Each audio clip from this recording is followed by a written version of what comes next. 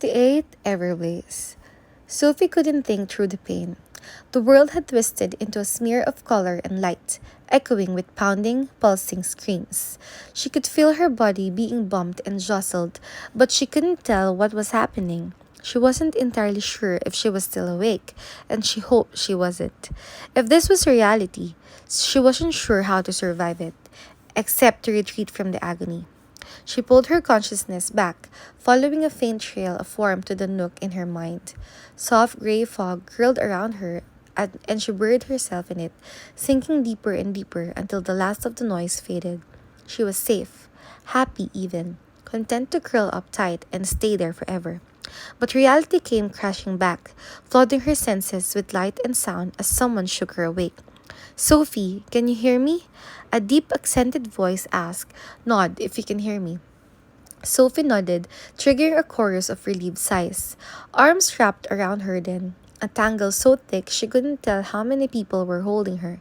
She leaned into them, soaking up their strength and support until she could open her eyes. Blurry shapes slowly morphed into faces. Too many faces. It took her brain a second to work out that some of them lived only in mirrors, and another second after that to recognize Dame Alina's old pyramid-shaped office. In front of her stood Elwin, Jurgen, and Alden, looking stressed and weary as they studied her. Grady and Edeline hovered behind them with tear-stained faces, along with a ghostly pale Magnet Leto. Behind them were all 12 counselors, none of whom seemed to want to look at her. And cowering behind everyone was the crying, trembling Dex. I'm sorry, he mumbled when Sophie met his eyes. I didn't know. I swear. I thought. There's nothing to apologize for, Counselor Emery interrupted. Obeying the order of the council is never to be regretted. In this case, it is, Grady shouted. You may be able to ban Sandler from this room, but I will defend her when he can't. How could you even think of doing this to an innocent child? If she's so innocent, Counselor Emery said calmly, why did you illegally visit a forbidden city yesterday? How did you? Sophie started to ask, but her voice trailed off and she remembered the registry pendant clamped around her neck. Yes, Miss Foster, Counselor Emery said as she reached for her necklace. We do have ways to keep track of you. We choose not to use such methods very often to protect our people's freedom. But imagine our disappointment when we checked yours yesterday during a particularly heated debate regarding your punishment, no less, and found you had visited your former residence. We do not know why you went there, but we can only assume it had something to do with the Black Swan, which is why we decided on a more drastic punishment. He held out a telepathy restrictor to no longer clamped around her head, which explained why she couldn't think again. She shrank back in her chair, and Grady and Edeline moved in front of her, shielding her behind them.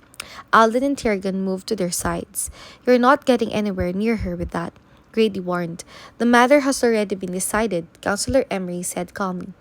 And interfering with the council's decisions is a treasonous offense. Grady snorted. Not if the council's gone crazy. Watch yourself, Lord Ruin. One of the counselors Sophie had never heard speak before told him. We have dwarves on standby, ready to haul any resistors off to exile. We will not tolerate such disrespect. But can you tolerate cruelty? Alden asked quietly. You saw how the device affected her.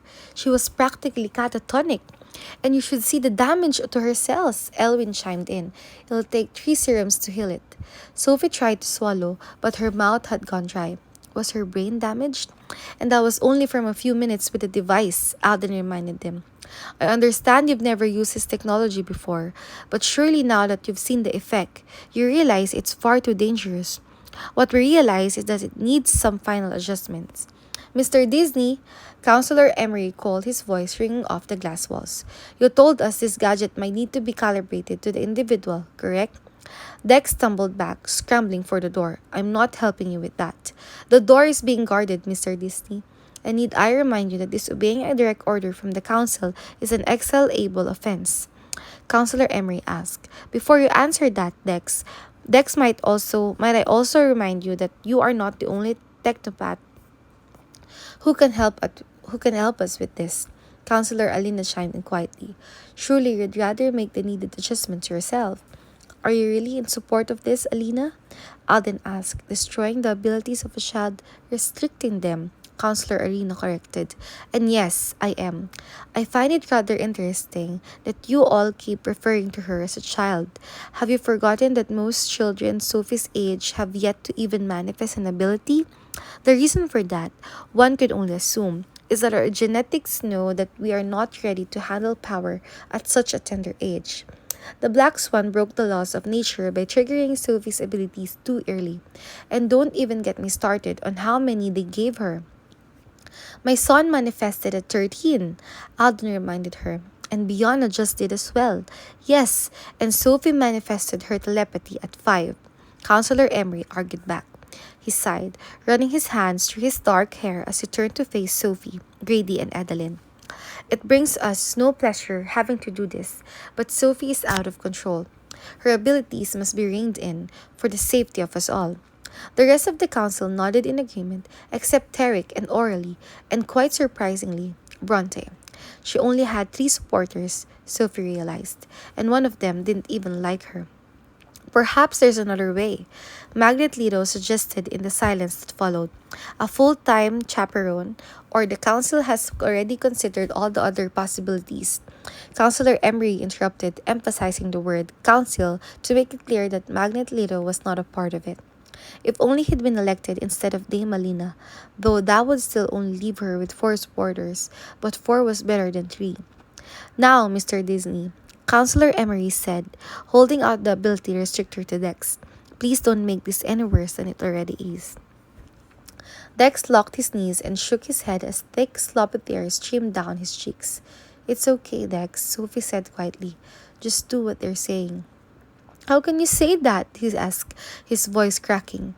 Because it was the only way she could think of to get the people she cared about safely out of the room. If Dex can make it so it doesn't hurt, she told Grady and Edeline, then, fine. It only affects my abilities, right? Right, Counselor Alina answered immediately, though Sophie wondered how she could really know. And it will only be until you're older and mature enough to handle such things and until the Black Swan's threat is contained. The Black Swan is not the threat, Alden said firmly. We are not getting into that debate. Counselor Emery informed him, grabbing Dex's arm and dragging him forward. Make the adjustments we need. I'll be fine, Sophie promised, when Dex still wouldn't cooperate. Please, Dex, I could never live with myself if you got exiled for me. And how am I supposed to live with this? He whispered, comfortable in the knowledge that you did the right thing. Counselor Emery told him, waving the circlet under Dex's nose. Sophie could see the emotions warring in Dex's eyes and knew he wasn't ready to agree. No one will do a better job making it painless for me, she whispered. That seemed to be the key. Slowly, hand shaking, Dex took the circlet from Counselor Emery and stumbled to Sophie's side. If this hurts her, you will not like what happens, Grady warned, addressing his threat to the entire group. We are well aware of your abilities, Lord Ruin, Counselor Emery told him. Don't make us restrict you as well. You never get the chance. All 12 counselors' arms flew up, their arms lightly smacking each side of their faces. Judging by the mix of fury and fear in their eyes, Sophie knew they'd been mesmerized into the action. She grabbed Grady's hand to stop him from going further. Please don't fight them. It's going to be okay. Grady's eyes turned glassy, but he nodded and moved to her side, wrapping an arm around her as Edeline did the same. I thought I was helping, Dex whispered as he stared at his horrible creation. I never thought. I know, Sophie told him. But you tried to warn me. You said I shouldn't. And I still did. And now, Dex was crying harder by then, and Sophie could only think of one thing that might help. She pulled him in for a hug. You're going to hate me now, he whispered through the sobs. Sophie promised she wouldn't, hoping it was true. Then she let Dex go, holding his stare as she reminded him that the counselors were waiting. Dex's hand shook so hard he nearly dropped the circlet as he closed his eyes. His fingers traced up and down the curled silver wires, bending and kinking them in slightly different ways as beads of sweat trickled down his temples. His whole face was dripping when he finally opened his eyes, letting out a choked sob as he held out the gadget. Will that fix it? Counselor Emery asked, taking the circlet before Dex even answered. I don't know. Dex told him, his voice dripping with venom. Counselor Emery paled at the suggestion, and his voice was wobbly as he told him, "That would be pointless. You were supposed to be customizing it specifically for Sophie. So let's see if you have." "It's okay," Sophie whispered as Grady tried to block him. Dex made sure it's okay, right? Dex's nod wasn't nearly as confident as she would have liked. Still, she clung to Grady and Adeline, promising them everything would be okay as Counselor Emery held the circlet over her head. "I can't watch," Elwin mumbled, turning away. Orally, Tarek, and Bronte did the same. The rest stared in silence as Counselor Emery placed the circlet around her forehead and pressed the stones against each of her temples. A sour wave rippled through her body, but there was no blinding headache, just a fuzzy sound in the back of her mind, like static. "Are you okay?" Grady asked, crouching down to get a closer look. Elwin was already flashing colors around her head and squinting through the light. Her cells seemed okay, a bit sluggish, but no further damage so far. "I'm fine," Sophie promised, wishing she had something to wash down the sour taste. She sucked in slow, deep breaths, relieved when they eased some of the nausea. "Really, I'm okay." Counselor Emery frowned. "Why can I get past her blocking? Shouldn't I be able to?" "Perhaps the device blocks all telepathic activity, even that from the outside," one of the counselors suggested. "Perhaps," Counselor Emery said slowly. "But how do we know if the device is actually working?" "We should test her," Counselor Leora suggested. "Sophie, can you tell me what I'm thinking?" "And how will that be conclusive?" Counselor Emery asked. "She could just lie. Then we'll have orally judge her emotions." Counselor Alina suggested. "No, I will have no part in this," Orly told them in the closest thing to a shout Sophie had ever heard her use. "Neither will I," Turgan jumped in. "Nor I," Alden added. Counselor Emery rubbed his temples. "Then I suppose we'll have to wait until we have another empath." "Or, if I may," Magnet Lido jumped in. "I might not be a counselor, but I am a telepath. And one of my strengths is knowing if someone has invaded my mind. If Sophie is able to get in, I'll be able to tell." "And how will we know if he's lying?" Counselor Aline asked. Magnet Lido gave her a cold smile. "If you don't trust me, Emery is welcome to listen to the thoughts in my head." "No, I suppose that won't be necessary," Counselor Emery said slowly. "It's likely the best test we'll get." "Why are you assuming I'm going to lie?" Sophie interrupted. "I've cooperated already, haven't I?" "Yes, and let's hope you continue to," Counselor Emery told her. Sophie beat back a venomous reply and as she moved shakily to Magnet Leto's side and reached for his temples.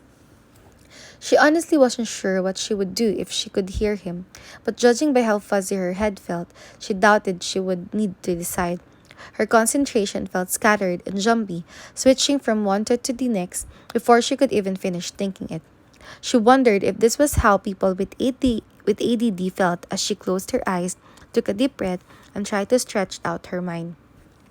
It felt a bit like shoving her head into a pool of mud, thick and slushy and totally murky.